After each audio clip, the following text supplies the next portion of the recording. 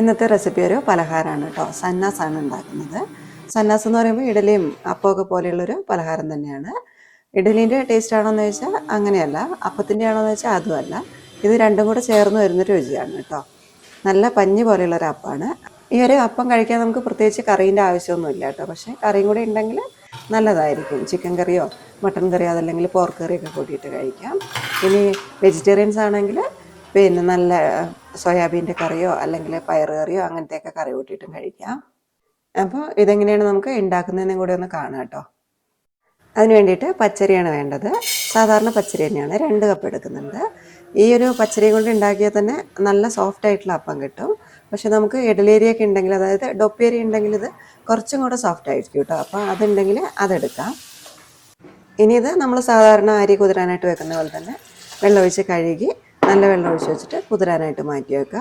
4-5 മണിക്കൂർ കുതിരാനായിട്ട് വെക്കുക കേട്ടോ. അതിൻ്റെ കൂടെ തന്നെ നമുക്ക് കുറച്ച് ഉഴുന്നും കൂടെ കുതിരാനായിട്ട് വെക്കാം. എന്നത് നമുക്ക് വേറെ തന്നെ വെക്കാം, ഒരുമിച്ചിട്ടാലും കുഴപ്പമൊന്നുമില്ല. പക്ഷേ ഞാൻ വിചാരിക്കുക ഇതിൻ്റെ ഈ ഉഴുന്ന് കുതിർത്ത വെള്ളം എടുത്തിട്ട് അരക്കുകയാണെങ്കിൽ അപ്പം കുറച്ചും കൂടി ഒന്ന് പൊങ്ങി വരുമല്ലോ പെട്ടെന്ന്. അതുകൊണ്ട് ഉഴുന്ന് വേറൊരു പാത്രത്തിലേക്ക് ഇട്ടിട്ട് കുതിരാനായിട്ട് വെക്കുകയാണ് കേട്ടോ. ഒരു 2 ടേബിൾ സ്പൂൺ ഉഴുന്ന് മാത്രം മതി. 2 ടേബിൾ സ്പൂൺ ഉഴുന്നിൻ്റെ ആവശ്യമേ ഉള്ളൂ കേട്ടോ. ഒരു 3-4 ആയാലും കുഴപ്പമൊന്നുമില്ല. അത്ര ആവുകയാണെങ്കിൽ, പക്ഷേ കുറച്ചും കൂടെ ഒരു ഉഴുന്നിൻ്റെ ടേസ്റ്റ് വരുമ്പോഴേ നമുക്ക് ഇഡലിയാണെന്ന് തോന്നിപ്പോകും. അതുകൊണ്ട് 2 ടേബിൾ സ്പൂണൊക്കെ മതി. അപ്പോൾ ഉഴുന്ന് നന്നായിട്ട് കഴുകി കുതിരാനായിട്ട് മാറ്റി വെക്കാം. ഇപ്പോൾ ഒരു 6-7 മണിക്കൂർ കഴിഞ്ഞിട്ടുണ്ട് കേട്ടോ. അരിയും ഉഴുന്നുമൊക്കെ നന്നായിട്ട് കുതിർന്ന് വന്നിട്ടുണ്ട്. ഇനി നമുക്ക് ഈ ഒരു സന്നാസിനുള്ള മാവ് അരച്ച് വെക്കാം. മിക്സിൻ്റെ വലിയ ജാറിലേക്ക് അരി വെള്ളത്തിൽ നിന്ന് ഊറ്റിയെടുത്തിട്ട് ഇടാം കേട്ടോ. അതിൻ്റെ കൂടെ തന്നെ നമ്മൾ ഉഴുന്ന് കുതിർക്കാൻ വെച്ചിട്ടുണ്ടായിരുന്നല്ലോ, അത് വെള്ളത്തോടു കൂടി തന്നെ ജാറിലേക്ക് ഒഴിക്കാം. ആദ്യം നമുക്കൊന്ന് അരച്ച് നോക്കാം. എന്നിട്ട് മാവിന് ലൂസ് വേണമെന്നുണ്ടെങ്കിൽ അന്നേരം കുറച്ചും കൂടെ വെള്ളം ചേർത്തിട്ട് അരച്ചാൽ മതിയല്ലോ. അങ്ങനെ ചെയ്യാം. നമുക്ക് ദോശമാവിൻ്റെ ലൂസിലാണ് കേട്ടോ ഈ ഒരു സന്നാസിൻ്റെ മാവ് വേണ്ടത്. അതുകൊണ്ട് നമ്മളിപ്പോൾ ഈ ഉഴുന്ന് കുതിർത്തി വെച്ചിരിക്കുന്ന വെള്ളം ഒരു കപ്പൊക്കെ ഒഴിക്കുകയാണെങ്കിൽ നമുക്ക് പാകത്തിന് ലൂസുള്ള മാവ് കിട്ടും. ഇനി ഇതിലേക്ക് ഈസ്റ്റാണ് ചേർക്കേണ്ടത്. 1 ടീസ്പൂൺ ഇൻസ്റ്റൻറ്റ് ഡ്രൈ ഈസ്റ്റ് ചേർക്കുന്നുണ്ട്. അത് കഴിഞ്ഞ് നമുക്ക് കുറച്ച് പഞ്ചസാരയും കൂടെ ചേർക്കാം. ഒരു 2.5 ടേബിൾ സ്പൂൺ പഞ്ചസാര ചേർക്കുന്നുണ്ട്. നമ്മൾ ഈ ഒരു 2.5 ടേബിൾ സ്പൂൺ പഞ്ചസാര ചേർക്കുമ്പോൾ തന്നെ അപ്പത്തിന് ചെറിയൊരു മധുരം ഉണ്ടാവും. എന്നാൽ മധുരം കൂടുതലാണോ എന്ന് വെച്ചാൽ അല്ല കേട്ടോ. നമുക്ക് കറി കൂട്ടി കഴിക്കാൻ പാകത്തിനുള്ളൊരു മധുരം ഉണ്ടാകുള്ളൂ. കറിയൊന്നും കൂടാതെയാണ് നമ്മൾ കഴിക്കുന്നതെങ്കിൽ കൂടുതൽ മധുരം വേണമെന്നുണ്ടെങ്കിൽ, അതായത് നമ്മൾ വട്ടിയപ്പോ അപ്പമൊക്കെ കഴിക്കുന്നത് പോലെ മധുരം വേണമെന്നുണ്ടെങ്കിൽ ഒരു 4 മുതൽ 5 ടേബിൾ സ്പൂൺ വരെ പഞ്ചസാര ചേർത്ത് കൊടുക്കാം. അതല്ല തീരെ മധുരം വേണ്ടാന്നുണ്ടെങ്കിൽ ഒരു 1.5 ടേബിൾ സ്പൂൺ മുതൽ 2 ടേബിൾ സ്പൂൺ വരെ പഞ്ചസാര ചേർക്കാം. അതിലൊക്കെ നമ്മുടെ ഇഷ്ടത്തിനനുസരിച്ച് മാറ്റി കൊടുക്കാം കേട്ടോ. നമ്മൾ ഒരു പ്രാവശ്യം ഉണ്ടാക്കി കഴിയുമ്പോൾ നമുക്ക് എത്രത്തോളം മധുരം വേണമെന്ന് മനസ്സിലാവും. ഇനി ഒരു 3/4 ടീസ്പൂൺ ഉപ്പും കൂടെ ചേർത്ത് കൊടുക്കുക. ഇനി ഇതിൽ പ്രത്യേകിച്ചൊന്നും ചേർക്കാനില്ല കേട്ടോ. കുറച്ച് ചോറും കൂടെ ചേർക്കുകയാണെങ്കിൽ അപ്പത്തിൻ്റെ ടെക്സ്ചർ ഒന്നും കൂടി ഒന്ന് നന്നായി വരും. ഒരുപാട് വേണ്ട, ഒരു 2 ടേബിൾ സ്പൂണൊക്കെ മതിയാകും. വേണമെന്നുണ്ടെങ്കിൽ ചേർത്ത് കൊടുക്കാം.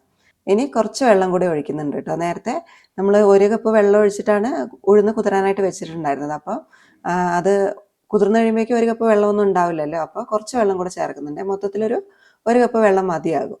ഉഴുന്ന് കുതിർത്തിയ വെള്ളമാണെങ്കിലും ഇനി അതല്ല നമ്മൾ വേറെ വെള്ളം ചേർക്കുകയാണെങ്കിലും മൊത്തത്തിലൊരു 1 കപ്പ് വെള്ളം മതി എന്നാണ് കേട്ടോ പറഞ്ഞത്.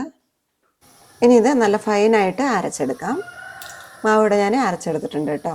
ഇത് നമുക്ക് വലിയൊരു പാത്രത്തിലേക്ക് പൊങ്ങാനായിട്ട് ഒഴിച്ചു വെക്കാം. അത്യാവശ്യം വലിയൊരു പാത്രം തന്നെ വെക്കണേ, കാരണം നമ്മളിതിലേക്ക് 1 ടീസ്പൂൺ ഈസ്റ്റ് ചേർത്തിട്ടുണ്ടായിരുന്നു. മാവ് വേഗം തന്നെ പൊങ്ങി വരും. നമ്മൾ ഈസ്റ്റ് ചേർത്തിട്ടാണ് അരച്ചെടുത്തത്. എന്നാൽ കൂടി കൈ വെച്ചിട്ടൊന്ന് മിക്സ് ചെയ്യുകയാണെങ്കിൽ മാവ് പെട്ടെന്ന് പൊങ്ങി വന്നോളും.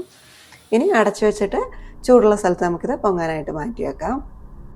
മാവ് പൊങ്ങാനായിട്ട് വെച്ചിട്ടൊരു 4 മണിക്കൂർ കഴിഞ്ഞിട്ടുണ്ട് കേട്ടോ. ഇത് കണ്ടില്ലേ, നന്നായിട്ട് പൊങ്ങി വന്നിട്ടുണ്ട്. ഇതുകൊണ്ടാണ് കേട്ടോ പറഞ്ഞത് വലിയ പാത്രം വെക്കണമെന്ന്. അപ്പോൾ മാവ് ഇവിടെ റെഡി ആയിട്ടുണ്ട്. ഇനി നമുക്ക് സന്നാസ് ഉണ്ടാക്കിയെടുക്കാം. ഇത് നമുക്ക് സാധാരണ നമ്മൾ ഇഡലി ഉണ്ടാക്കുന്ന പോലെ തന്നെ ഇഡലിത്തട്ടിലേക്ക് മാവ് കോരി വെച്ചിട്ടുണ്ടാക്കാം. അതല്ലെങ്കിൽ ഇതുപോലെ യു ഷേപ്പിലുള്ള ചെറിയ കട്ടോരി ഉണ്ടാവുമല്ലോ, അതിലേക്ക് മാവ് കോരി വെച്ചിട്ട് ആ ഒരു ഷേപ്പിൽ വേണമെങ്കിൽ ഉണ്ടാക്കിയെടുക്കാം.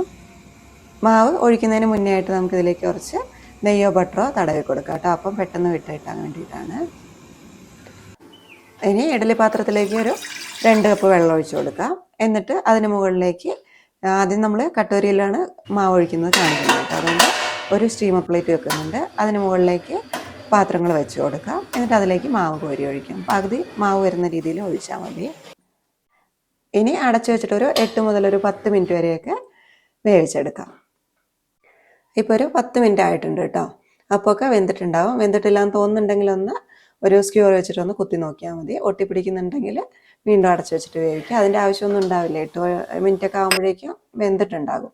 ഇനി ഇതൊന്ന് തണുക്കട്ടെ കേട്ടോ. എന്നിട്ട് നമുക്കിത് പാത്രത്തിൽ നിന്ന് വെടിയിച്ചെടുക്കാം. അതുപോലെ തന്നെ നേരത്തെ നമ്മൾ ഇഡലിത്തട്ടിൽ ഉണ്ടാക്കാമെന്ന് പറഞ്ഞല്ലോ, അതൊന്ന് കാണിക്കാം. ഇഡലി തട്ട് അടുപ്പിലോട്ട് വെച്ചിട്ടുണ്ട്. ഇതിൽ നെയ്യ് തടവിയതാണ്. ഇതിലേക്ക് മാവ് കോരി ഒഴിക്കുകയാണ്.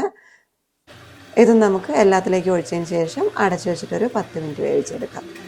നേരത്തെ നമ്മൾ കട്ടോരിയിൽ ഉണ്ടാക്കി വെച്ചത് തണുത്തിട്ടുണ്ട് കേട്ടോ. അത് നമുക്ക് വെറുതെ ഒന്ന് കൈ വെച്ചിട്ട് പുറകുവശത്തൊന്ന് തട്ടി കൊടുത്താൽ തന്നെ പുറത്തേക്ക് വരും. ഇനി അതല്ലെങ്കിൽ സൈഡൊന്ന് സ്പൂൺ വെച്ചിട്ടോ അല്ലെങ്കിൽ ചെറിയ കത്തി വെച്ചിട്ടോ ഒന്ന് വെടിയിച്ചെടുത്താൽ മതി. അപ്പോൾ അതാ കണ്ടില്ലേ, നല്ല അടിപൊളിയായിട്ടുള്ള സന്നാസ് ഇവിടെ റെഡി ആയിട്ടുണ്ട്. നല്ല പഞ്ഞി പോലത്തെ അപ്പമാണ് കേട്ടോ. ഇഡലിത്തട്ടിൽ വെച്ചതും ആയിട്ടുണ്ട് കേട്ടോ. ഇതും തണുക്കുമ്പോൾ വെടിയിച്ചെടുത്താൽ മതി. ഇതിൻ്റെ ഉൾഭാഗം ഒന്ന് കാണിച്ചു തരാം കേട്ടോ. ഇത് കണ്ടില്ലേ, നല്ല സോഫ്റ്റാണ്. എനിക്കിപ്പോൾ ഇത് പാകത്തിനുള്ളൊരു മധുരമേ ഉള്ളൂ കേട്ടോ. ഒരുപാട് കൂടുതൽ ഞാൻ ഇട്ടിട്ടില്ല. നമ്മൾ കറിയില്ലാതെ കഴിക്കാനാണെങ്കിൽ കൂടുതൽ മധുരം ഇട്ടിട്ട് ഉണ്ടാക്കിക്കോട്ടോ, അങ്ങനെ രസം ഉണ്ടാകും. കുട്ടികൾക്കൊക്കെ അത് ഇഷ്ടപ്പെടുമായിരിക്കും. നമുക്കിപ്പോൾ കറീൻ്റെ കൂടെ ആയതുകൊണ്ട് കുറച്ച് മധുരം കുറച്ചിട്ടാണ് ഇട്ടിരിക്കുന്നത്. 2.5 ടേബിൾ സ്പൂൺ ഇട്ടിട്ടുള്ളൂ. നമ്മൾ കഴിക്കുമ്പോൾ ചെറിയൊരു മധുരം തോന്നും കേട്ടോ നമുക്ക്. അങ്ങനെ ആ ഒരു രീതിയിലാണ് ഉണ്ടാക്കിയിട്ടുള്ളത്. ഞാനിപ്പോൾ ഇത് പോർക്ക് കറീൻ്റെ കൂടെയാണ് ഉണ്ടാക്കിയിട്ടുള്ളത്. നമുക്കിത് ചിക്കൻ കറീൻ്റെ കൂടെയൊക്കെ കഴിക്കുന്നതും നല്ലതായിരിക്കും. അപ്പോൾ ഇതുവരെ സന്നാസ് ഉണ്ടാക്കി നോക്കാത്തവരുണ്ടെങ്കിൽ ഈ ഒരു രീതിയിലൊന്ന് ഉണ്ടാക്കി നോക്കൂ കേട്ടോ. ഇത് നമുക്ക് രാവിലെ ബ്രേക്ക്ഫാസ്റ്റ് ആയിട്ട് വേണമെങ്കിൽ ഉണ്ടാക്കാം. അതല്ലെങ്കിൽ വൈകുന്നേരം കുട്ടികൾ സ്കൂൾ വിട്ട് വരുന്ന സമയത്തൊക്കെ അവർക്ക് വേണമെങ്കിൽ ഉണ്ടാക്കി കൊടുക്കാം. അപ്പോൾ ഉണ്ടാക്കി നോക്കുക. ഇഷ്ടമാവുകയാണെങ്കിൽ അഭിപ്രായങ്ങളൊക്കെ ഒന്ന് താഴെ എഴുതുക. അതുപോലെ തന്നെ വീഡിയോ ഒന്ന് ലൈക്ക് ഷെയറും കൂടെ ചെയ്യണേ. പിന്നെ നമ്മുടെ ഈ ഒരു ചാനൽ ആദ്യമായിട്ടാണ് കാണുന്നതെങ്കിൽ ഒന്ന് സബ്സ്ക്രൈബ് ചെയ്തിട്ട് സപ്പോർട്ടും കൂടെ ചെയ്യണേ. സബ്സ്ക്രൈബ് ചെയ്യുന്ന സമയത്ത് അതിൻ്റെ തൊട്ടടുത്തൊരു ബെൽ ബട്ടൺ ഉണ്ട്. അതും അതിലെ ഓളും കൂടി ഒന്ന് പ്രസ് ചെയ്യുകയാണെങ്കിൽ ഞാൻ പുതിയതായിട്ടിടുന്ന വീഡിയോസൊക്കെ പെട്ടെന്ന് തന്നെ നിങ്ങൾക്ക് നിങ്ങളുടെ ഫോണിലേക്ക് നോട്ടിഫിക്കേഷനായിട്ട് കിട്ടിക്കോളും. അപ്പോൾ ഇതുപോലെയുള്ള സിമ്പിളായിട്ടുള്ള നല്ല റെസിപ്പിയുമായിട്ട് വീണ്ടും കാണാം. ബൈ.